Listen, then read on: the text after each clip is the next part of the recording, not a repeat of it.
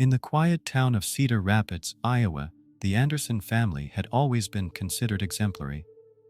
John and Mary Anderson were raising two sons, Michael and David, instilling in them traditional American values. Neighbors and friends admired the closeness of this family, unaware of the secret hidden behind the doors of their neat two-story house. On June 25, 2023, the lives of the Anderson family and all of Cedar Rapids changed forever. On that day, police discovered the body of one of the brothers in a forest near the town. The investigation that followed this shocking discovery revealed a story of forbidden love, family secrets, and tragedy that shook not only the small town but the entire country. This documentary story will recount the events that led to the tragic finale and the consequences that all participants in this drama had to face. We will trace the life path of Michael and David Anderson, two brothers whose relationship went far beyond family ties, and try to understand how love can turn into a destructive force. Michael and David Anderson were born 11 months apart. From early childhood, they were inseparable. Michael, the older of the brothers, always took care of David, protecting him from bullies at school and helping with homework. David, in turn, admired his older brother, striving to emulate him in everything. The brothers grew up in a typical middle-class American family. Their father, John Anderson, worked as a manager at a local bank, and their mother, Mary, was a schoolteacher. The parents tried to give their sons everything necessary for a successful future: good education, participation in sports clubs, and community life. At school, Michael and David were popular among their peers. Michael stood out for his athletic achievements, especially in football, while David was known as a talented musician, playing guitar in the school band. Despite the difference in interests, the brothers always found time for each other. However, as they grew older, those around them began to notice that the bond between Michael and David went beyond normal brotherly relations. They spent almost all their free time together, often refusing to meet with friends in favor of each other's company. In high school, they began to be seen together in places usually chosen by couples for dates: secluded corners of the park, the back rows of the cinema, the deserted shore of the lake outside the town. The first signs of unusual relationships between the brothers became noticeable to their close friend, Emily Johnson. Once, during a joint trip to the lake, she accidentally saw Michael and David holding hands while sitting on the shore. Emily didn't give it much importance, attributing it all to a strong brotherly attachment. However, this incident made her observe the brothers' behavior more closely. By the end of high school, rumors about the unusual closeness of Michael and David began to circulate among classmates. Some joked about it, others were perplexed, but most tried not to pay attention, considering it none of their business. The brothers' parents, immersed in work and social life, seemed not to notice anything unusual in their son's behavior. John and Mary Anderson were proud of Michael and David's achievements, rejoiced in their closeness, and believed they had raised exemplary children. After graduating from high school, the brothers decided to enroll in the same university, choosing a campus in a neighboring state. They explained this decision to their parents as a desire to be independent but stay close to each other for mutual support. John and Mary approved of their son's choice, unaware of the true motives behind such a decision. Moving to the university campus became the beginning of a new chapter in Michael and David's life, a chapter that would lead them to a tragic finale, forever changing the lives of the Anderson family and the entire town of Cedar Rapids. Entering university opened a new page in Michael and David's life. Away from the watchful eyes of acquaintances and parents, the brothers felt freedom in expressing their feelings for the first time. They rented a small apartment near the campus, explaining it as a desire to save on living expenses. The first months at university were filled with the euphoria of novelty and freedom. Michael, studying economics, and David, choosing music education, immersed themselves in studies and student life. However, their main priority remained their relationship with each other. Within the walls of their apartment, the brothers could be themselves. They spent evenings discussing the past day, sharing dreams about the future, and enjoying the closeness they had to hide for so long. Michael and David realized that their feelings went far beyond brotherly love, but they couldn't and didn't want to resist them. However, life outside their little refuge required constant vigilance. The brothers carefully monitored how they behaved in public. They tried not to show excessive closeness, communicated with fellow students, even attempted to go on dates with girls to avoid raising suspicions. David, the more emotional of the two, often suffered from the need to hide his true feelings. He dreamed of the day when he and Michael could be together openly. Michael, always more practical and cautious, understood that their relationship would never be accepted by society. He tried to calm his brother, convincing him that their love was stronger than any prejudices. Despite all precautions, some students began to notice the unusual closeness of the brothers. Rumors spread quickly, and soon Michael and David became the object of sidelong glances and whispers behind their backs. To divert attention from themselves, the brothers decided to participate more actively in student life separately. Michael joined the university debate team, where he quickly became one of the leaders. His sharp mind and charisma attracted the attention of many girls, which helped create the image of an ordinary student. David, in turn, completely immersed himself in music. He created his own band and began performing at university events, gaining popularity among peers. However, the more the brothers tried to lead a normal life, the stronger the tension between them became. David began to feel jealous of Michael's new friends and admirers. Michael, in turn, worried that David's passion for music could lead to careless actions or revelations.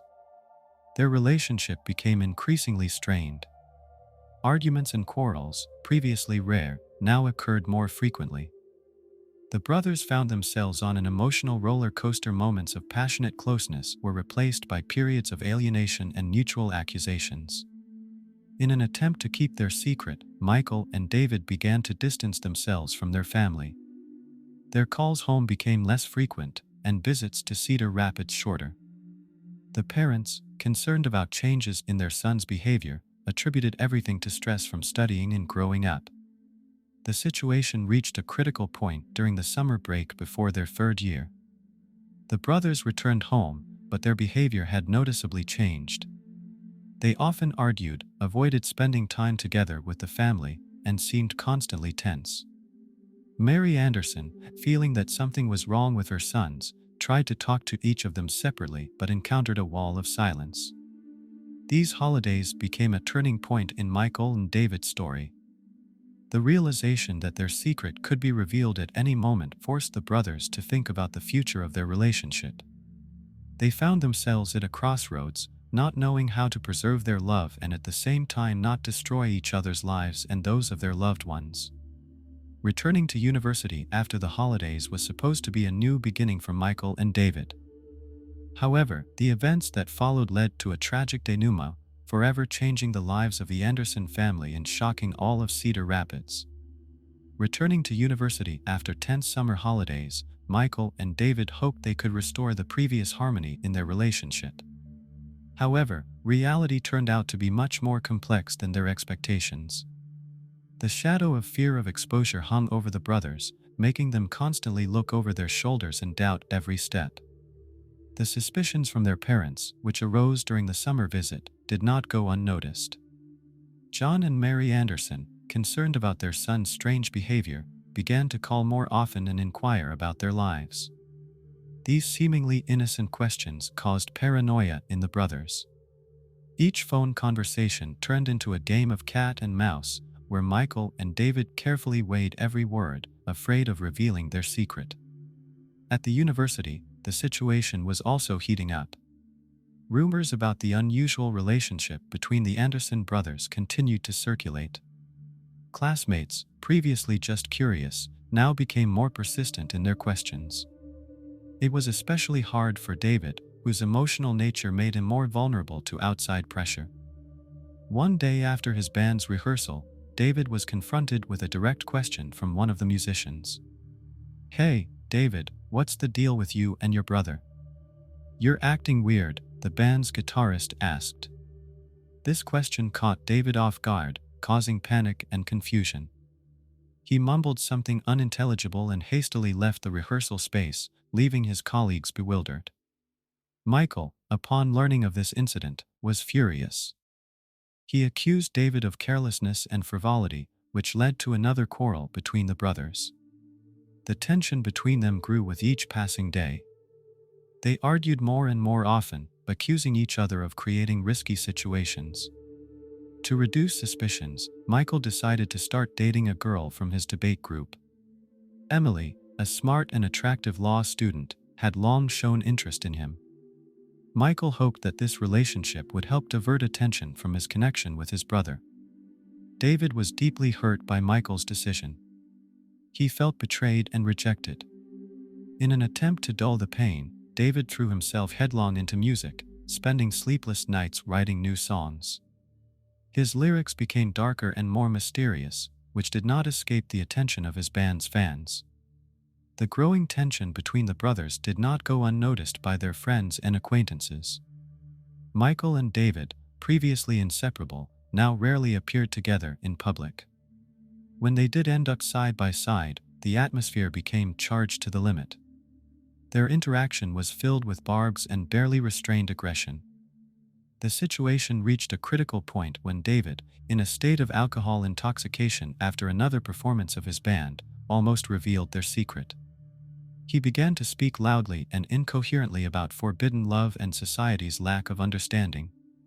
Only the timely intervention of friends, who attributed his behavior to a creative crisis and excessive alcohol consumption, prevented full disclosure. Michael, upon learning of this incident, realized that the situation was getting out of control.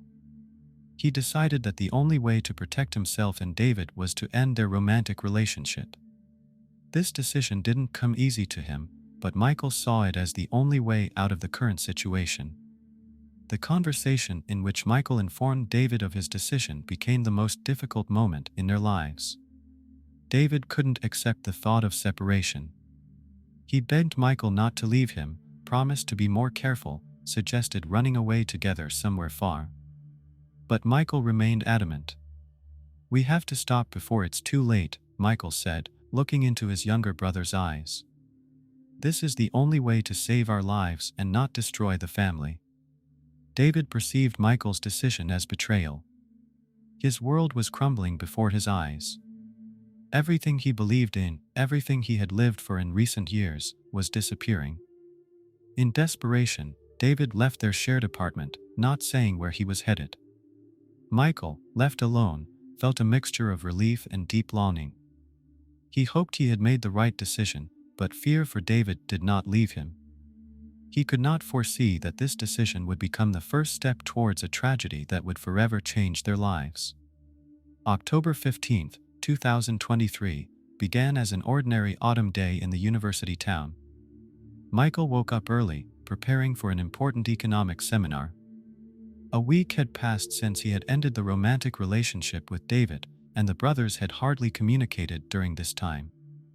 Michael tried to convince himself that he had done the right thing, but feelings of guilt and concern for his brother did not leave him.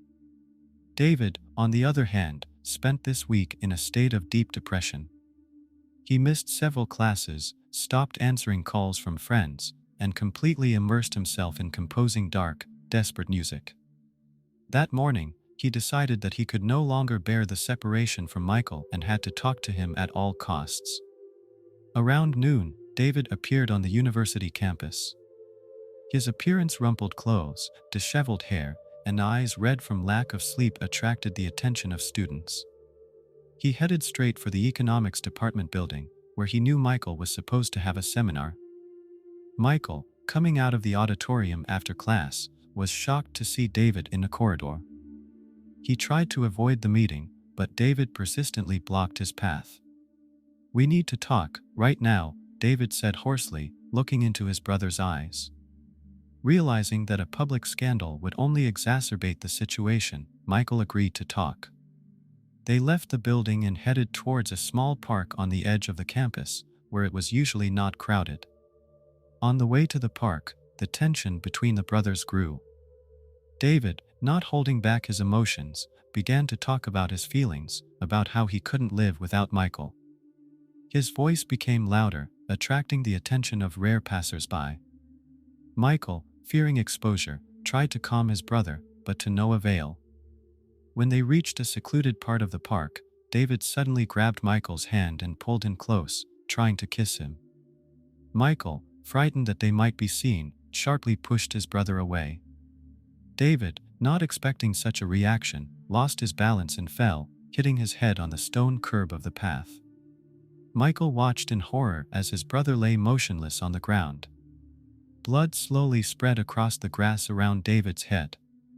Panic overtook Michael.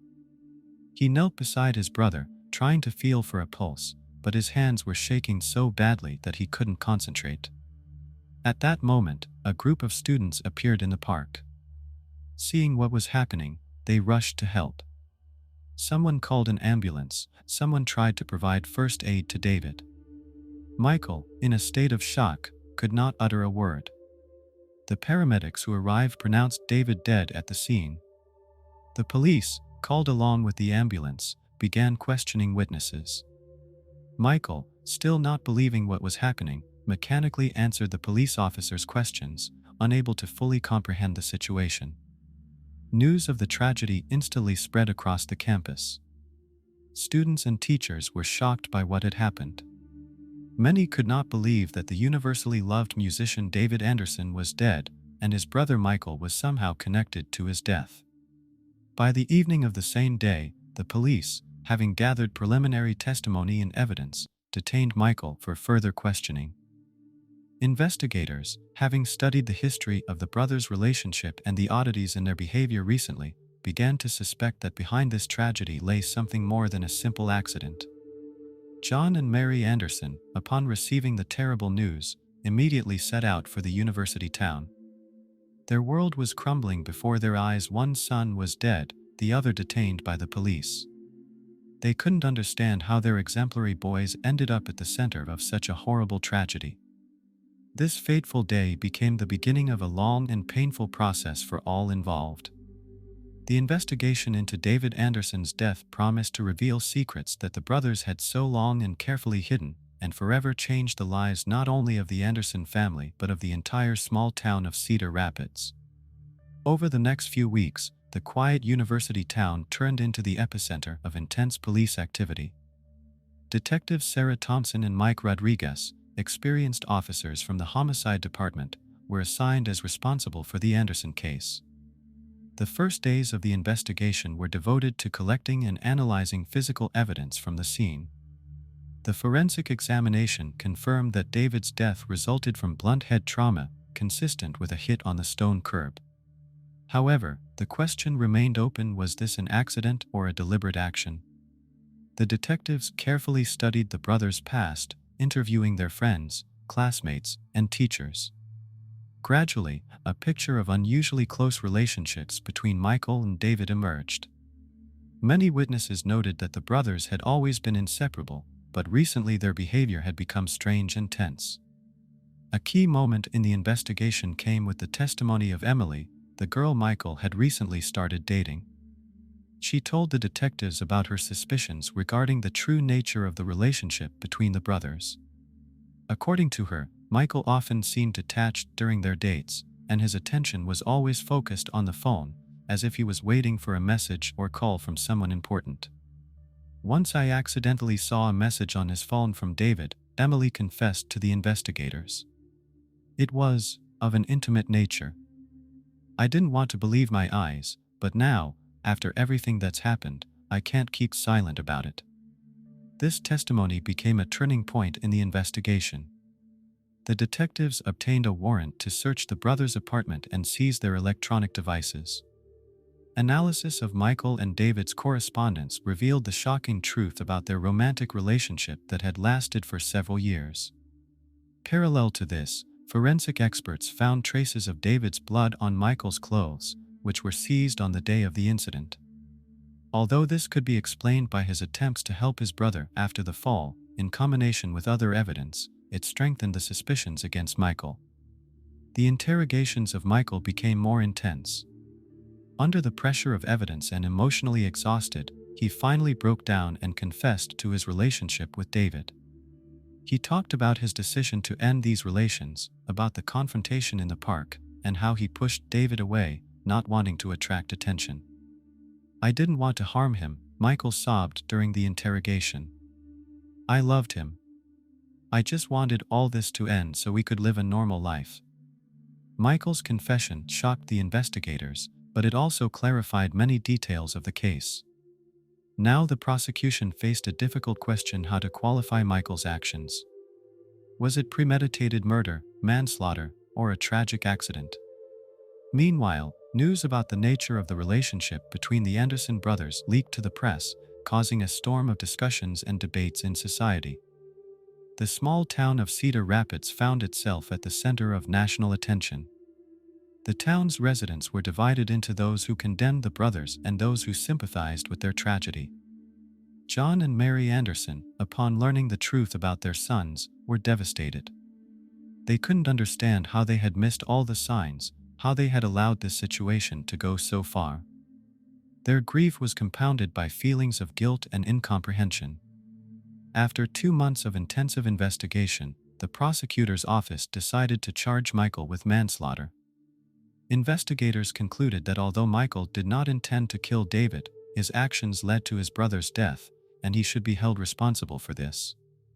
The Anderson brothers' case became not only a criminal sensation but also a cause for serious public discussions about the nature of family relationships, the boundaries of love, and how society reacts to non-traditional forms of attachment. It left an indelible mark on the lives of all who were involved and forever changed the quiet town of Cedar Rapids. The trial of Michael Anderson began 6 months after David's tragic death. The courthouse in Cedar Rapids was surrounded by journalists and curious townspeople, eager to learn the details of this shocking case. The process lasted 3 weeks, during which dozens of witnesses were heard, including the brothers' friends, their teachers, and expert psychologists. The prosecutor insisted that Michael, knowing about David's unstable emotional state, showed criminal negligence by pushing him away in the park. The defense argued that what happened was a tragic accident, the result of an emotional outburst in a difficult situation. The most emotional moment of the trial was the testimony of John and Mary Anderson. The brothers' parents, still in a state of shock and grief, told about Michael and David's happy childhood, their closeness, and how they failed to notice the changes in their son's relationship. "We love them both and continue to love them," Mary said, barely holding back tears. "We don't understand how this could have happened, but we know that Michael never wanted to harm David." After lengthy deliberations, the jury reached a verdict. Michael Anderson was found guilty of manslaughter, but with a recommendation for leniency. The judge, taking into account all the circumstances of the case, sentenced Michael to 5 years in prison with the possibility of parole after 3 years. Society's reaction to the verdict was mixed. Many considered it too lenient, given David's death. Others believed that Michael himself had become a victim of circumstances and did not deserve severe punishment. The tragedy of the Anderson family caused widespread public resonance, becoming a catalyst for discussing a number of complex social issues. Universities across the country began holding seminars and discussions about the boundaries of family relationships and the importance of psychological support for young people facing identity crises. John and Mary Anderson, seeking to find meaning in the tragedy that befell them, established a foundation in David's name, aimed at supporting young musicians and helping teenagers experiencing emotional crises. They began giving lectures, urging parents to be more attentive to their children and not to be afraid to seek professional help at the first signs of problems. Cedar Rapids, the small town that had become the epicenter of a national drama, was gradually returning to normal life. However, what happened left a deep mark on the consciousness of its inhabitants. Many reconsidered their views on family, love, and acceptance, becoming more open and understanding. Michael Anderson, while in prison, immersed himself in studying psychology, striving to understand the roots of the tragedy that destroyed his family. He began keeping a diary in which he analyzed his feelings and actions, hoping to one day use this experience to help other people who find themselves in similar situations. The story of the Anderson brothers became the subject of numerous books, documentaries, and scientific research. It made many people think about the complexity of human relationships, the fine line between love and obsession, the importance of open dialogue in family and society. Years after these tragic events, society continues to learn lessons from Michael and David's story. Their case became a reminder of how important it is to be attentive to each other, not to judge hastily, and always strive for understanding and empathy, even in the most difficult and ambiguous situations. The Anderson family tragedy forever changed the lives of many people, but it also opened the way to a deeper understanding of human nature and a complexity of emotional bonds. It became a bitter but important lesson about the price of hidden secrets and the need for open, honest communication in family and society.